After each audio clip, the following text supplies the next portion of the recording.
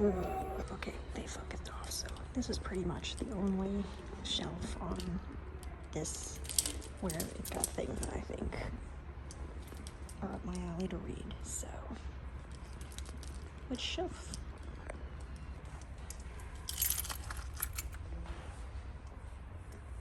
Let's see.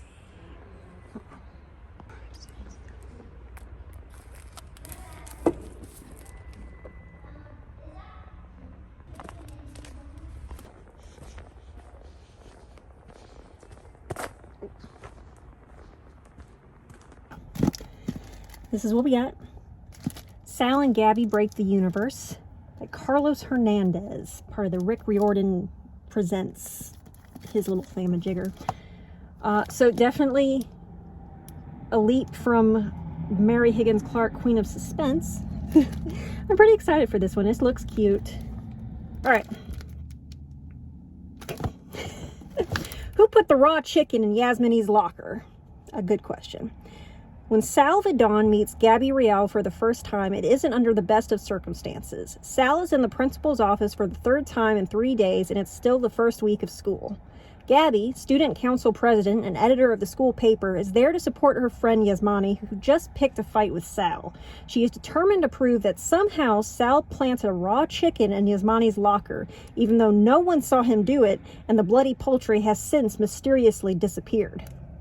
Sal prides himself on being an excellent magician, but for this sleight of hand, he relied on a talent no one would guess, except maybe Gabby, whose sharp eyes never miss a trick. When Gabby learns that he's capable of conjuring things much bigger than a chicken, including his dead mother, and she takes it all in stride. Sal knows that she is someone he can work with. There's only one slight problem. Their manipulation of time and space could put the entire universe at risk. A sassy entropy sweeper, a documentary about wedgies, a principal who wears a Venetian Bauta mask, and platefuls of Cuban food are just some of the delights that await in this mind-blowing novel gift-wrapped in love and laughter. Okay. Well, this sounds fun.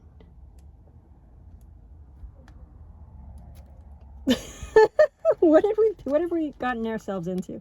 This sounds interesting. All right, I am definitely looking forward to this one a little bit more. I think this will be fun. So, see how long this takes me. I'll be back to review, hopefully, fingers crossed. Not fingers crossed that I'll be back, though hopefully, fingers crossed I'll be back. Fingers crossed that it goes well. All right, we finished. I'm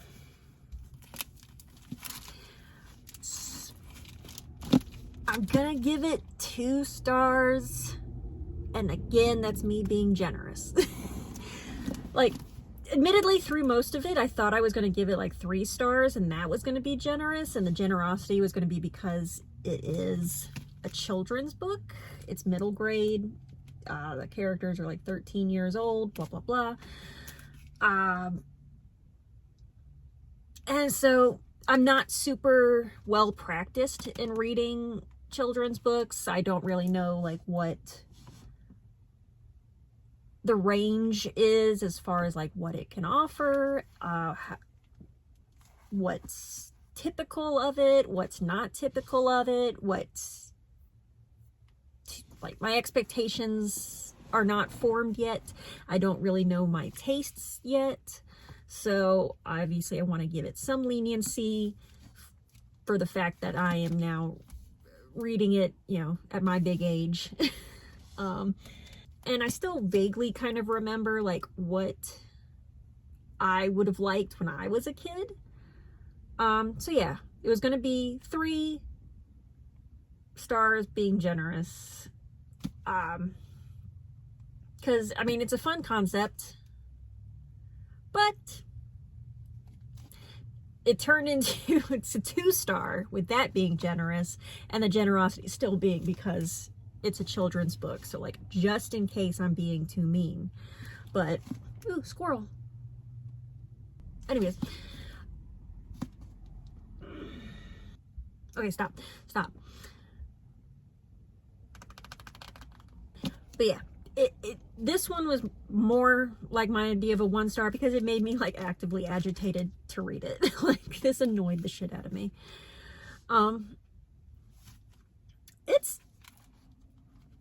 It's definitely, like, if you like weird, it's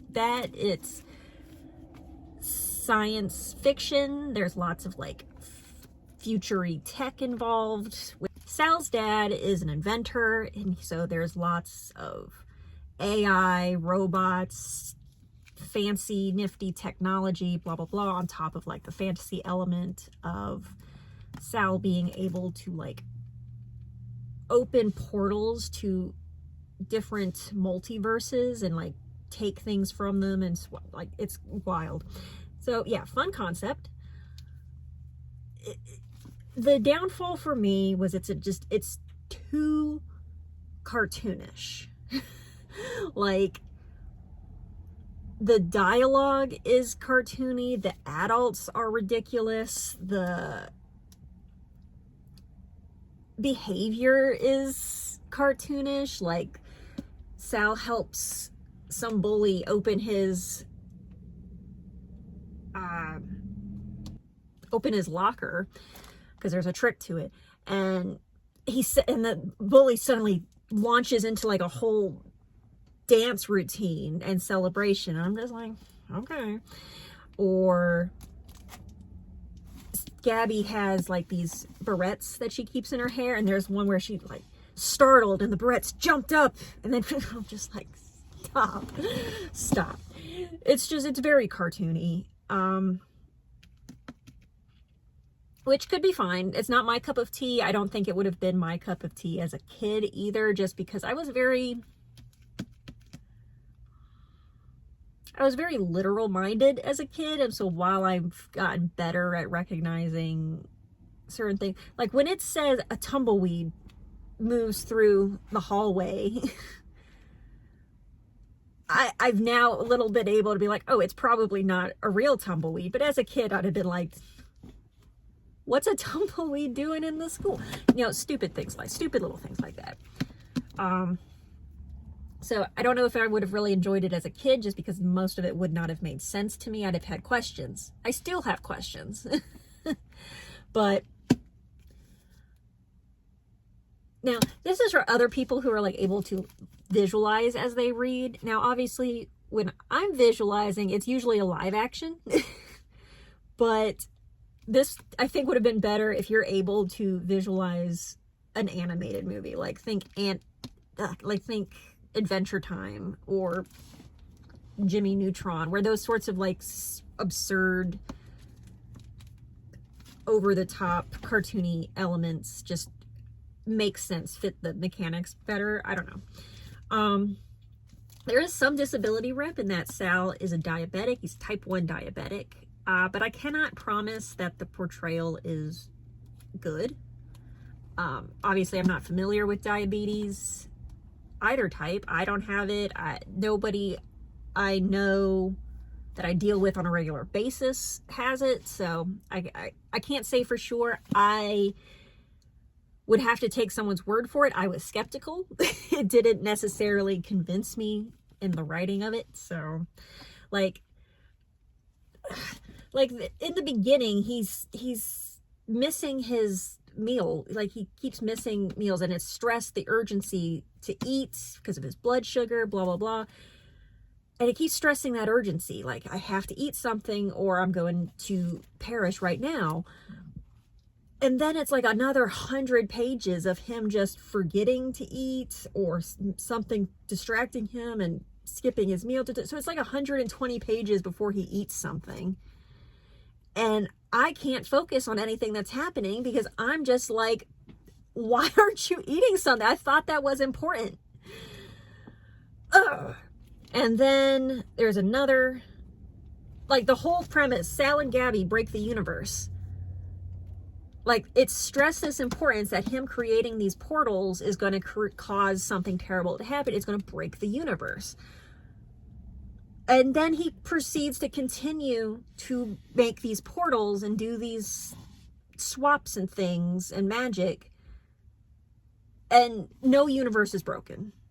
nothing terrible really happens. And so I'm, again, getting distracted because every time he makes another hole in the universe, I'm just like, I thought it was important that we not be doing that no more.